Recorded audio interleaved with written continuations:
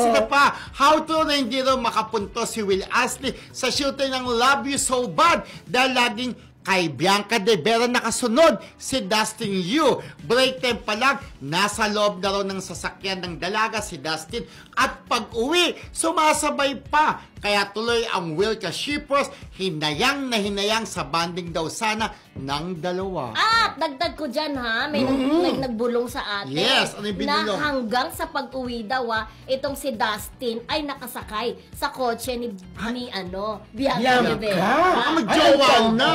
Pero hindi pa naman syempre, siguro magjowa. Wala pang ganun. Binalita na natin dito na may nagsabi sa atin na magjowa na. Tapos, eto na. Yung Will ka naman, syempre, hindi nagpapatalo yan, lalo na yung mga fanay nila na napakarami din ha.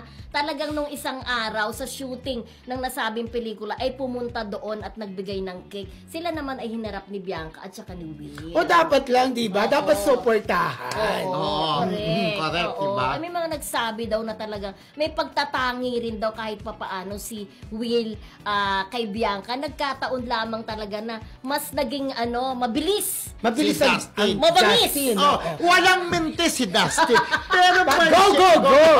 Pero di ba, ang pagkakala ko before yata nagkaroon na ng something si Bianca at si Will na parang naudlot. Yes. Nagkasama din kasi sila dun sa movie ni di ba, ni Joshua at saka natatandaan ni Julia Barreto. Diba? Correct. Okay. So,